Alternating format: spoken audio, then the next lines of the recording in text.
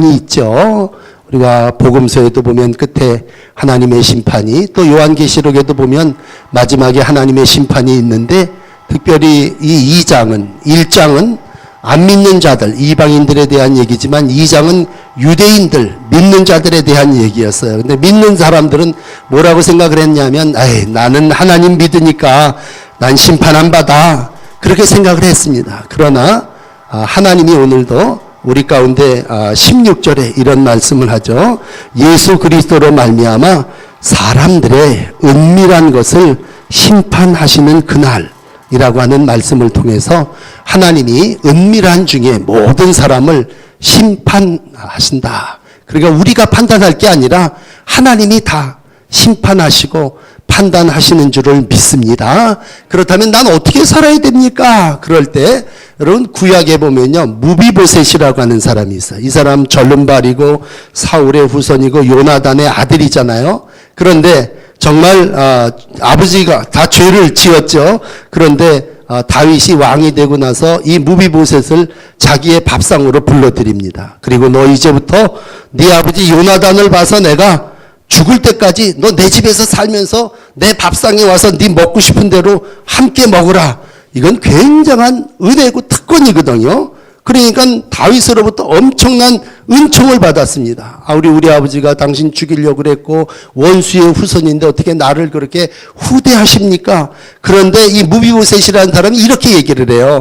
이 죽은 개와 같은 나를 어떻게 이렇게 아주 황송해 합니다. 그런데 이 황송해하고 감사하고 회개하는 게 은혜인데, 만약 뒤집어서 이렇게 생각을 해보세요, 여러분. 무비보셋이 그래 맞아, 나는 사울의 후손이야, 난 왕족이야, 난 선택받은 자야, 난 당연히 왕궁에 살면서 왕이 먹는 밥상에서 난 먹을 수 있는 사람이야, 이렇게 생각했다면 그건 뭐예요? 은혜를 모르는 자죠.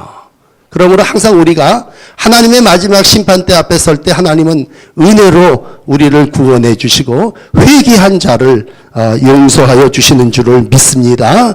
오늘도 예수 그리스도로 말미암아 하나님의 은밀하신 심판 앞에 설 때에 하나님 부족한 죄인이지만 하나님이 오늘도 당회원이 되게 하시고 하나님의 자녀가 되게 해주셨습니다. 나 같은 사람이 주님의 밥상에 앉아갖고 하나님의 은혜를 누리게 된 건 하나님의 은혜입니다. 그런 마음 가지고 저도 살고 여러분도 살아나가시기를 바랍니다.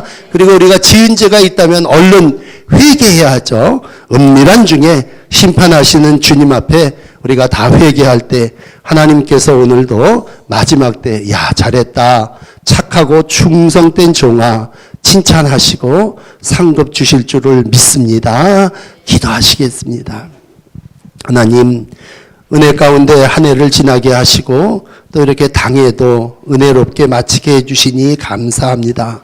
정말 아무짝에 쓸모없는 저희들이지만 하나님 몸된 교회의 귀한 자녀로 삼아주시고 생명책에 그 이름을 기록하여 당회원 된 저희들이 오늘도 한 해 동안의 신앙의 생활을 보고하고 또 하나님의 은혜로 일꾼들을 세우며 주의 나라를 이루어가게 하셨으니 감사합니다.